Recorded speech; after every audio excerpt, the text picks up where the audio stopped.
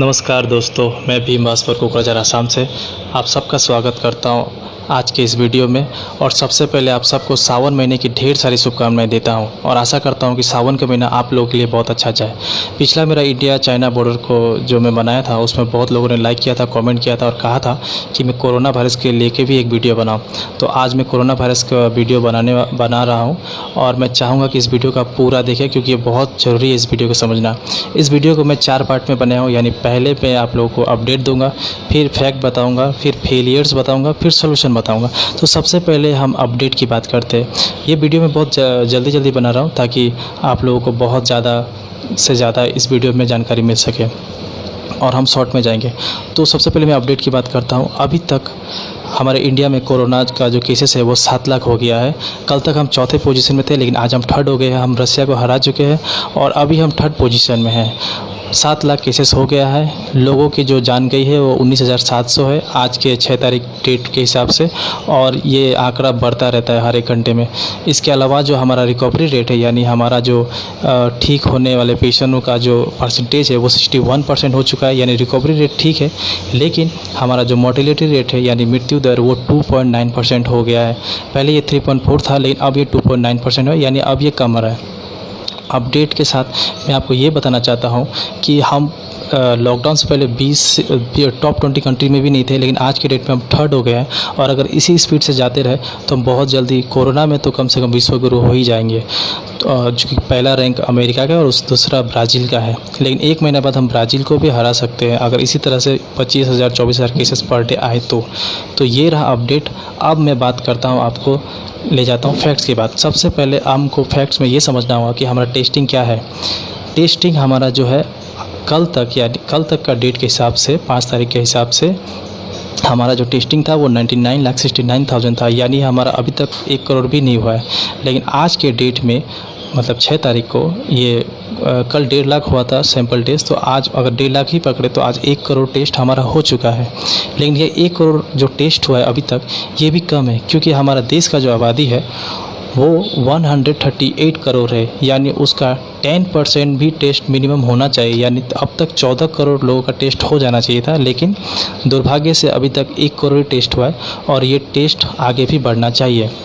अब मैं आपको बताता हूँ टेस्टिंग के मामले में ये ICMR का रिकॉर्ड था और उस हिसाब से 1 करोड़ टेस्ट आज के डेट में हो चुका है। लेकिन हम टेस्टिंग में कहाँ हैं? टेस्टिंग में हमारे जो पूरी दुनिया की रैंकिंग में हम 27वां देश यानी 27th नंबर कंट्री में आते हैं रैंक में, यानी टेस्ट में हम बहुत स्लो है। हम बांग्लादेश और पाकिस्तान से ही आ गए टेस्टिंग में, यानी टॉप 30 कंट्रीज़ की मैं बात करूँ तो। उसके अलावा मैं आपको ये बात बताना चाहता हूँ कि टेस्टिंग में जो UAE है, यानी UAE जो देश है वो सबसे पहला रैंक में है। वहाँ पे 33% लोगों का टेस्ट हो चुका है अभी तक, जबकि हमारे देश में केवल 1% लोगों का ही टेस्ट हुआ है, यानी UAE सबसे आगे है। और उसी हिसाब से अगर हम USA का टेस्टिंग रेट देखें तो USA में करीब 10% टेस्टिंग रेट हुआ है, इसीलिए वहाँ केसेस भी ज़्यादा आया है। याद रखिए, जिस देश में टेस्ट ज़्यादा होगा वहाँ पे कोरोना केसेस भी ज़्यादा होगा और वहाँ के लोग भी जल्दी ठीक होंगे। फॉर एग्जांपल मैं आपको बता देना चाहता हूँ, फ्रांस, जर्मनी, इटली, यहाँ पे इसलिए जल्दी कोरोना ठीक हुआ क्योंकि यहाँ पे टेस्टिंग बहुत जल्दी हुआ, बहुत ज़्यादा स्केल पे हुआ, और जितना जल्दी लोग बीमार लोग को पाएंगे उतना जल्दी हम ठीक कर पाएंगे। अब मैं आपको बता देना चाहता हूँ कि न्यूज़ चैनल्स में बहुत जगह ये बात हो रहा है कि हमारा जो मोर्टेलिटी रेट है वो बहुत बेहतर है, लेकिन ऐसा नहीं है। मोर्टेलिटी के बारे में यानी मृत्यु दर के बारे में आपको ये बता देना चाहता हूँ कि हम कंपेयर अमेरिका ब्राज़ील से कर रहे हैं, ठीक है। लेकिन आपको एक चीज़ समझना होगा कि अमेरिका ब्राज़ील इंडिया के साथ नहीं है, एशिया है। इंडिया एशिया में है, जबकि नॉर्थ अमेरिका में USA पड़ता है, ठीक है। जो महाद्वीप है यानी कॉन्टिनेंट है ये बहुत अलग बहुत दूर है। वहाँ की जलवायु हो गया, वेदर हो गया, सब कुछ अलग है, इसलिए कंपेयर नहीं किया जा सकता। इसलिए यूरोप में, नॉर्थ अमेरिका, यहाँ पे जो मोर्टेलिटी रेट है वो ज़्यादा है। हमारे एशिया, अगर हमारा देश का मोर्टेलिटी रेट चेक करना है अच्छा है कि बेहतर है, तो इसके लिए हमें एशिया में देखना होगा। तो एशिया की मोर्टेलिटी रेट की बात की जाए तो पाकिस्तान हमसे बेहतर है। पाकिस्तान में 2% मोर्टेलिटी रेट है, बांग्लादेश में 1.5% है, यानी 1.5% लोग ही मरे हैं। पाकिस्तान में 2% और श्रीलंका में ओनली 0.5% लोग ही मरे हैं। यानी मोर्टेलिटी रेट वहाँ भी कम है। इसलिए तो आईपीएल भी अब श्रीलंका में होने की बात हो रही है, क्योंकि मोर्टेलिटी रेट अच्छा है। इंडिया में एशिया में इंडिया का अभी ज़्यादा है 2.9%। तो ये आपको समझना होगा। यानी हम यूरोप और नॉर्थ अमेरिका से तो मोर्टेलिटी रेट अच्छा है, लेकिन एशिया में इतना अच्छा है नहीं। यानी कहीं ना कहीं हमें मोर्टेलिटी रेट को अच्छा करना होगा। और मोर्टेलिटी रेट अच्छा कब होगा? जब हमारे पास ज़्यादा से ज़्यादा वेंटिलेटर हो गए, ज़्यादा से ज़्यादा टेस्टिंग रिजल्ट जल्दी आएगी, ज़्यादा टेस्टिंग होगी, तो जो लोगों का सिम्टम्स अभी थोड़ा कम है वो तुरंत ठीक हो सकता है, ना कि बहुत बीमार होने के बाद। जितना ज़्यादा बीमारी बढ़ेगा उतनी ज़्यादा चांसेस होंगे मौत की। अब मैं आपको एक बात बता देना चाहता हूँ कि हमारा और एक फैक्ट है, चाइना में कोरोना सबसे पहले आया, लेकिन आज के डेट में चाइना जो है वहाँ कोरोना नहीं है। हाँ, वहाँ एक सेकेंड वेव आने वाला है, तो तब फिर से शायद कोरोना स्टार्ट हो। सेकेंड वेव हर जगह आ सकता है, लेकिन एक चीज़ आपको समझना होगा कि चाइना में 85,000 कोरोना केसेस आया था, ठीक है। उसके बाद नहीं बढ़ा अभी तक, थोड़े बहुत केसेस आ रहे हैं, लेकिन वो बहुत कम है। वहाँ सब कुछ खुल चुका है। हमारा जो इंडिया है, एक समय हम चाइना से सोच रहे थे कि चाइना में इतना ज़्यादा केसेस हो गया, लेकिन आज की डेट में हमारे 3 स्टेट, इंडिया में ही 3 स्टेट ऐसे अलग अलग स्टेट जो अकेले चाइना को हरा दिए। फॉर एग्जांपल, महाराष्ट्र में 2 लाख से ज़्यादा केस हुआ है, दिल्ली में 1 लाख से ज़्यादा, और मतलब करीब 1 लाख, और तमिलनाडु में 1 लाख से ज़्यादा, जबकि चाइना में पूरा देश मिला के 85,000 है। तो ये सोचना पड़ेगा कि इस तरह से सारा स्टेट ही ना हरा दे। अभी तो असम में भी 11,000 से ज़्यादा केसेस हो गया, नॉर्थ ईस्ट में भी इतना ज़्यादा एक स्टेट में केस होना, ये भी सोचने वाली बात है। अब हम बात करेंगे फेलियर्स की। फैक्ट की बात तो होगी, टेस्टिंग की बात होगी, केसेस की बात होगी, मोर्टेलिटी रेट की बात होगी। अब बात करते हैं हम फेलियर्स की। तो फेलियर हुआ कहाँ है, इसे समझना बहुत ज़रूरी है।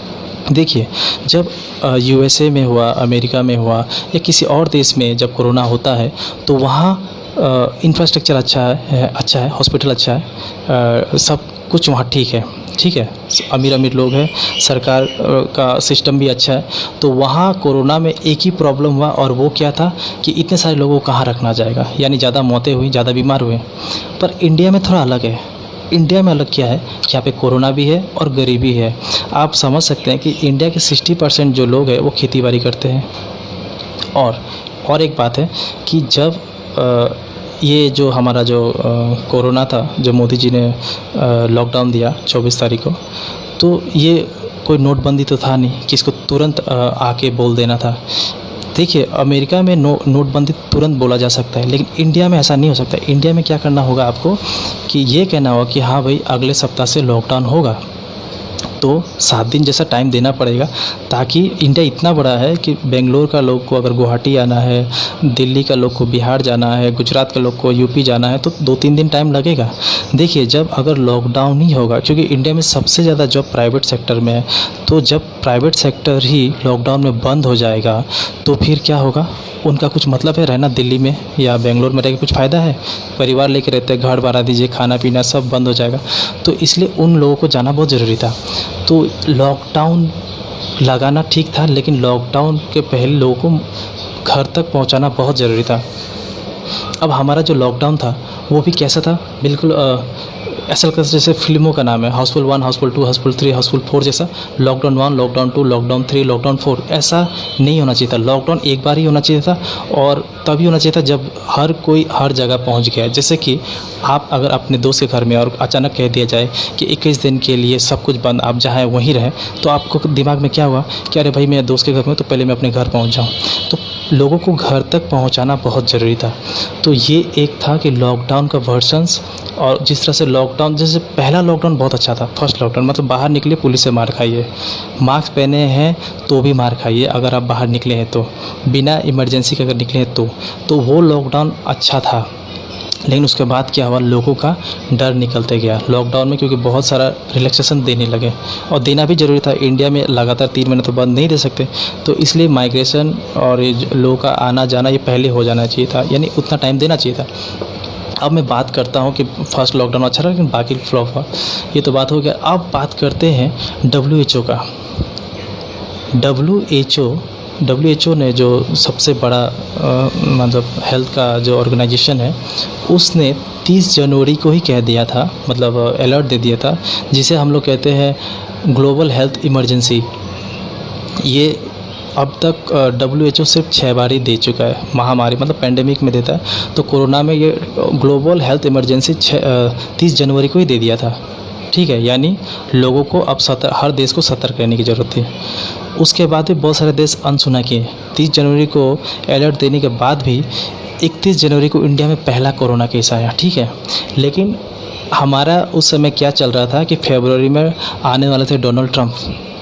अब ट्रम्प के चक्कर में क्या हो गया कि पूरा देश ट्रम्प के लिए ही सोचने लगा। और आपको तो पता ही है, बहुत सारे गुजरात में वाल बना, एक रात में वाल बना क्योंकि ट्रम्प की कार वहाँ से जाने वाली थी ताकि झोपड़पट्टी ना दिखे, ऐसा बहुत कुछ हुआ। तो हम सब ट्रम्प करते करते पूरा फरवरी निकाल दिया। और वो आए, बहुत बड़े स्टेडियम का उद्घाटन किए, बहुत सारे लोग आए, जबकि ग्लोबल हेल्थ इमरजेंसी में भीड़ में नहीं जाना था, ठीक है। उसके अलावा पहला केस भी आ गया था और हम ग्लोबल हेल्थ इमरजेंसी को भी नहीं माने। ग्लोबल हेल्थ इमरजेंसी जो WHO लगाया था उसके 53 मतलब 53 दिन बाद, करीब 2 महीने बाद 24 मार्च को पहला लॉकडाउन होता है मतलब भारत की तरफ से। और वो सब कुछ हो जाता है, तब तक ट्रम्प चले जाते हैं, मध्य प्रदेश में सरकार बदल जाती है, बहुत कुछ होता है। उसके बाद क्या होता है, लॉकडाउन लगता है, लेकिन लॉकडाउन तुरंत लग जाता है, यानी लोगों को आने जाने का मौका नहीं मिलता है। तो ये था लॉकडाउन का कुछ प्रॉब्लम्स, यानी लोगों को आने जाने का टाइम देना चाहिए था और ग्लोबल हेल्थ इमरजेंसी की बात मानना था, ठीक है। अब उसके बाद मैं आपको एक बात बता देता हूँ कि इस लॉकडाउन में इकोनॉमिकली क्या क्या हुआ, मतलब लोगों का क्या इकोनॉमिकल प्रॉब्लम हुआ। सबसे पहले तो आप ये समझिए कि जो पहले से ही लोग बेरोज़गार थे बहुत ज़्यादा। इंडिया का ज़्यादातर जॉब तो प्राइवेट सेक्टर में है। 24% बेरोज़गारी रेट बढ़ गया है, 24%, बहुत ज़्यादा है ये लॉकडाउन में। उसके बाद 10 करोड़ लोगों का प्राइवेट सेक्टर से जॉब छूट गया, क्योंकि जब लॉकडाउन है तो क्या होगा, मालिक के पास जाइए वेतन मांगिए। लेकिन बहुत सारी कंपनी जो रजिस्टर्ड थे सरकार के पास वो तो दे रहे थे सरकार के डर से, लेकिन बाकी अनऑर्गेनाइज सेक्टर को क्या किया, जॉब से डायरेक्ट निकाला। जैसे कोई पान दुकान में काम करता है, कोई ये दुकान में, राशन दुकान में काम करता है, ऐसा करके 10 करोड़ लोगों ने अपना काम खो बैठा। यानी कुछ एजेंट भी थे, LIC एजेंट, 10 करोड़ लोग ने अपना नौकरी खोया। उसके बाद 12 करोड़ लोग, यानी जो मिडिल क्लास थे वो गरीब बने, यानी वो मिडिल क्लास से सीधे BPL में गए, 12 करोड़। उसके बाद जो EPF होता है ना, मतलब जो हम रिटायरमेंट के बाद सोचते हैं, जो पैसा जमा होता है सैलरी के बाद, तो EPF का पैसा जो हम जमा करते हैं बुढ़ापा के लिए, वो भी इस लॉकडाउन में 55 लाख लोगों ने अपना EPF का पैसा निकाला। जून में ही 20 लाख लोगों ने निकाला। और ये सारा जो मैं बोल रहा हूँ ना, फैक्ट वैक्ट, ये सारा मैं आपको इस वीडियो के लास्ट में स्क्रीनशॉट आपको अपलोड करके दे दूंगा। आप इस वीडियो के लास्ट में सारे डेट फैक्ट देख लेंगे, ठीक है। यानी फेलियर, लॉकडाउन एंड इकोनॉमिकल कुछ प्रॉब्लम जो मैं आपको बता दिया अभी तक। उसके बाद GDP जब किसी भी देश का GDP गिरता है तो उस देश में रिसेशन आने का हाल होता ही है, और लॉकडाउन में कुछ ऐसा ही हुआ। बहुत सारे लोगों का जॉब गया, जो मैं बता दिया कितने लोगों का जॉब गया। बहुत सारे जो नया दुकान बनाए थे, छोटा मोटा दुकान, वो दुकान ही नहीं चला। जो हजीरा में काम करते थे ना, वेज वाला, उनको भी काम नहीं मिला। और बहुत सारे लोगों का EMI देना भी मुश्किल हो गया, ठीक है। मोदी जी ने कहा था कि जो EMI स्टेट बैंक से है, लोन है, वो 3 महीना के लिए माफ़ होगा, लेकिन ऐसा बहुत सारा फाइनेंशियल कॉरपोरेशन था जहाँ से लोगों ने लिया, कुछ अलग जगह से भी लिया, वैसा EMI तो नहीं दे पाए। तो ये सब बर्डन होते गया। उसके बाद और एक प्रॉब्लम क्या आया, मतलब मैं फेलियर्स की बात कर रहा था, और एक प्रॉब्लम क्या आया कि कैशलेस स्कीम मोदी जी ने जो किया कि लॉकडाउन में सबको अकाउंट में पैसा आएगा, ठीक है। इसमें आपको एक चीज़ समझा देता हूँ कि आप गूगल मार लीजिए, मैं आपको वो वीडियो लास्ट वीडियो में वो फ़ोटो भेज भी दूँगा। कैशलेस स्कीम तब ना होगा जब बहुत ज़्यादा अकाउंट होगा। आज तक हमारे देश में 138 करोड़ की आबादी में केवल 29.5 करोड़, मतलब 29.5 करोड़ ही बैंक अकाउंट है, यानी सिर्फ 29.5 करोड़ लोगों के पास ही बैंक अकाउंट है। तो अगर इन 29.5 करोड़ लोगों को पैसा डाल भी दे तो भी तो बाकी का क्या होगा, सोच लीजिए आप। सबको तो नहीं मिला होगा, सबके पास तो अकाउंट है नहीं। उसके बाद क्या हुआ कि जो लोग पहाड़ में रहते हैं, बॉर्डर एरिया में रहते हैं, जिनके पास अकाउंट है ही नहीं, जैसे कि मैं बोल दिया ना कि आपका 71% लोगों के पास अकाउंट ही नहीं था, तो उन लोगों का बहुत बुरा हाल हुआ। तो उन्हें कैश की ज़रूरत थी उस समय 3 महीना, लेकिन वो नहीं मिला। हाँ, कुछ संगठन थे, बहुत सारे स्टूडेंट यूनियन थे जिन्होंने दाल चावल चीनी दिया, ऐसा कुछ हेल्प किया, लेकिन ये हर दिन तो नहीं मिल रहा था ना, तो प्रॉब्लम वो था। तो ये जो माइग्रेशन हो रहा था, मतलब उसके बाद ट्रेन व्रेन सब बंद हो गया। वो जो कर्फ्यू था ना, वो पब्लिक कर्फ्यू, मतलब 22 तारीख को जिस दिन हम लोग घंटी वंटी बजाए थे, तो उस दिन ही क्या हुआ ना 22 तारीख को, कि उस दिन से ट्रेन बंद हो गया। तो क्या हो गया, लोग के पास जब लॉकडाउन हो गया, काम धंधा सब बंद हो गया, तो लोग मूव करने लगे। मतलब दिल्ली से लोग लेबर अपने बीवी बच्चों को लेके बिहार जाने लगे, बेंगलोर से गुवाहाटी आने लगे। तो इसमें क्या हुआ कि कोरोना से तो मैं आकर आपको बता दिया ना अभी तक कि 19,700 लोग मरे हैं, लेकिन ऐसे आने जाने की वजह से कुछ लोग रेलवे ट्रैक पे कटे, कोरोना के वजह से ही हुआ है ये, और कुछ लोग भूख से मरे। तो ऐसे लोगों का जो आंकड़ा है वो करीबन 700 लोगों ने अपनी जान गंवा दी। 700 लोग। देखिए आज मैं सब आपको डाटा बता रहा हूँ, फैक्ट बता रहा हूँ, ठीक है। 700 लोगों की मौत हुई, जिसमें 80 लोग तो ट्रेन में ही मर गए, ये रेलवे ने ही कहा है कोर्ट में, ठीक है। 80 लोग ट्रेन में और 700 ओवरऑल मरे हैं, ठीक है। तो ये 700 लोगों का जो मौत हुआ, 700 लोगों का मौत हुआ, इसके लिए जिम्मेदार क्या है, कौन है? सिस्टम ही होगा, और कौन होगा? उसके बाद सबसे बड़ी चौंकने वाली बात यह है कि पब्लिक कर्फ्यू जिस दिन हुआ था, जिस दिन हम लोग ने ताली घंटी ये सब बजाए थे डॉक्टर के सम्मान के लिए, तो उस दिन पब्लिक कर्फ्यू 22 मार्च को हुआ था, ठीक है। और 22 मार्च से ही ट्रेन और जो आपका मतलब बस है ये बंद हुआ। उस दिन का आंकड़ा जानना ज़रूरी है। उस दिन इंडिया में केसेस 361 केसेस था, यानी सिर्फ 360 ही केस था और सिर्फ 7 लोग मरे थे, तब ट्रेन बंद हो गया। अब चौंकने वाली बात क्या है कि ट्रेन वापस कब खुला पता है? जब 38,000 केस हो गया था, तब श्रमिक ट्रेन चला, यानी मई के महीने में, और करीबन 38,000 केस हो गया था और 4,000 ट्रेनें अब तक चल चुकी है, 250 ट्रेन डेली चल रही थी, ठीक है। अब सोचने वाली बात यह है कि जब सिर्फ 300 केस था तो ट्रेन बंद हो गया, और जब 38,000 हो गया तो खुल गया। तो आप खुद सोचिए, अगर जब 300 केस था उसी समय अगर ट्रेन मतलब लॉकडाउन के पहले 4-5 दिन में ट्रेन चला जाता, यानी कि जब कोरोना सबको हुआ ही नहीं था ना, तो बहुत लोग सेफली पहुँचते। किसी को उतना कोरोना हुआ नहीं था तब, सिर्फ 300 था देश में। लेकिन 38,000 होने के बाद जब लोगों को मूव किया गया श्रमिक ट्रेन के माध्यम से, क्योंकि तब तक सरकार को पता चल गया था कि पैदल जाएंगे, गिरेंगे, मरेंगे, उससे अच्छा इनको ट्रेन में भेजा जाए, तो क्या हुआ, और ज़्यादा कोरोना फैला। क्योंकि 38,000 तो हो ही गया था। अब पूरे ट्रेन में, एक ट्रेन में 1200 लोग बैठते, तो अगर एक को हो गया तो 4-5 को तो होना ही था। उसके बाद अलग अलग जगह क्वारंटाइन सेंटर बना, वो लोग आए, बहुत ज़्यादा कोरोना हुआ। तो ये सब कुछ फेलियर्स की मैं बात कर रहा हूँ। अब एक बात बताता हूँ कि पहला लॉकडाउन था बहुत टाइट था, मतलब बाहर निकलना रिस्क था। मैं निकला था, मैं खुद भागा था, बहुत रिस्क था, पुलिस मार सकता था, ऐसा हालत, और मार भी रहा था। वीडियो तो न्यूज़ में हर दिन चल रहा था। लेकिन लॉकडाउन जैसे एक हाउसफुल फिल्मों की तरफ बनते गया, लॉकडाउन 2, लॉकडाउन 3, लॉकडाउन 4, अनलॉक 1, उसमें क्या हुआ, लोगों का डर निकल गया, पुलिस से निकल गया, मास्क निकल गया। मास्क भी अब कहाँ इतना लोग पहनते बताइए। हाँ, आसाम में भी ऐसा हुआ, तो उसके बाद लोग क्या हुआ, यहाँ की सरकार क्या कि शनिवार रविवार को अभी लॉकडाउन लगाती है। गुवाहाटी में तो 14 दिन का लॉकडाउन है। तो सरकार जो पहले था फर्स्ट लॉकडाउन, उसको आज लगाया है आसाम में, जो ज़रूरी भी है। अब लोग डर रहे हैं मास्क में, क्योंकि डायरेक्ट 500 रुपया लिया जाता है, चालान काटा जाता है। तो ये बीच में नहीं हो गया था ना, तो ऑल ओवर इंडिया में ये डर होना पड़ेगा। अब मैं आपको बात करता हूँ कि जैसे कि मैं आपको अपडेट बता दिया, फैक्ट्स बता दिया, फेलियर्स बता दिया। अब एक चीज़ और समझना आपको ज़रूरी है। आपको मैं इतना नेगेटिव नहीं करना चाहता हूँ। अब मैं आपको सॉल्यूशन की ओर ले जाता हूँ कि अब हमको करना क्या है, ठीक है। सबसे पहले हमें टेस्टिंग बढ़ाना होगा। आज हमारा जो टेस्टिंग है ओनली 1% है, मतलब 1% भी नहीं है। 1,30,00,000 अगर हो तो 1% होता है, तो 1% नहीं है। तो इसको कम से कम 10% टेस्टिंग होना पड़ेगा, यानी करीब 14 करोड़ लोगों का टेस्ट करना होगा। पूरे देश की आबादी जितना ज़्यादा टेस्ट होगा, कम से कम 14 करोड़ टेस्ट होगा, तो ऑब्वियसली केस बढ़ेगा। अमेरिका को भी हरा देंगे केसेस के मामले में तब। लेकिन कम से कम लोग जल्दी ठीक तो होंगे, लोगों का इलाज तो तुरंत शुरू होगा। उसके बाद हमें पहला जो लॉकडाउन था, जैसे लॉकडाउन फर्स्ट जैसा था वैसे ही लॉकडाउन हमें करना होगा, यानी एकदम टाइट। बाहर जाइए मार खाइए पुलिस है, वो वाला सिस्टम एकदम टफ। सब्जी लेना है, दूध लेना है तो जाइए, दवा लेना है तो जाइए, ऐसा बेकार में मत जाइए। तो ये गवर्नमेंट जो अनलॉक 2 चल रहा है, इसको बंद करके लॉकडाउन 1 लाइए, ये बहुत इंपॉर्टेंट है, तभी कोरोना रुकेगा। क्योंकि वैक्सीन तो अभी तक आया नहीं है। हाँ, कोवैक्सीन बोल के इंडिया में 15 अगस्त को एक ट्रायल स्टार्ट होगा, ह्यूमन ट्रायल, तो हो सकता है वो सक्सेस पाएगा, फिर मार्केट में आएगा, फिर 140 करोड़ का जनता के लिए बनाने में पता ही आपको कितना टाइम लग जाएगा। मतलब मुझे तो मिलते तो 6 महीने लग ही जाएगा। तो उस 6 महीने के लिए लॉकडाउन 1 ही ठीक है, ठीक है। थर्ड पॉइंट क्या है कि आपको free distribution of mask and sanitiser करना होगा, यानी वो एक मास्क दे दिए उससे 3 महीना नहीं चलेगा, ठीक है। मास्क दीजिए, और एक बात मैं आपको एक बताना चाहूँ, मास्क में और एक चीज़ क्लियर करना चाहता हूँ कि मोदी जी ने कहा था कि गमछा भी चलेगा, ठीक है, लेकिन जब वो गलवान घाटी गए ना, वो वीडियो देखो उसमें वो मास्क पहने थे।